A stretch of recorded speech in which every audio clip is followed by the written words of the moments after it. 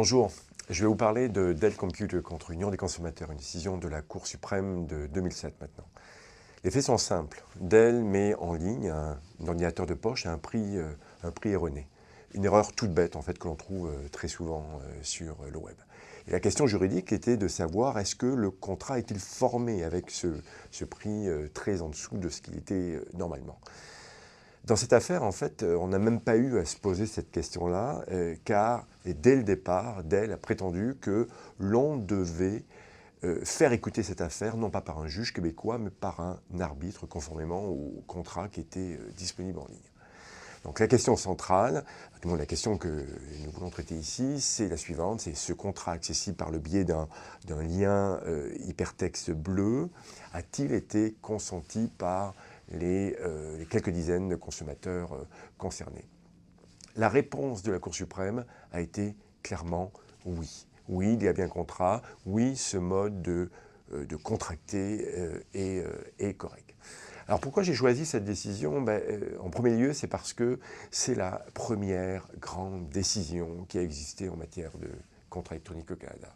Ensuite, c'est une décision qui, en dépit des changements législatifs qui sont arrivés dans les mois après cette décision, c'est une décision qui a eu un impact dans la jurisprudence et qui a, je dirais, continué cette adaptation assez laxiste en la matière.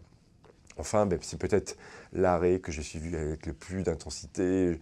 J'ai suivi en cours supérieur, en cours d'appel, et j'ai même été aux audiences en décembre 2006 à la Cour suprême. Alors, en termes d'apprentissage, cette décision, je pense, tape de plusieurs points. Alors, il y a plusieurs points en matière d'arbitrage, en matière de droit international privé, mais sur les aspects de commerce électronique, il y a, me semble-t-il, trois grands points que l'on peut retenir.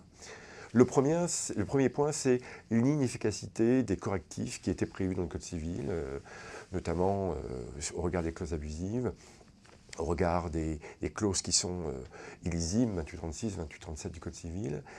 Plus exactement, en fait, les juges ont dit qu'il n'y avait pas eu de preuve que ces deux articles pouvaient s'appliquer dans cette affaire.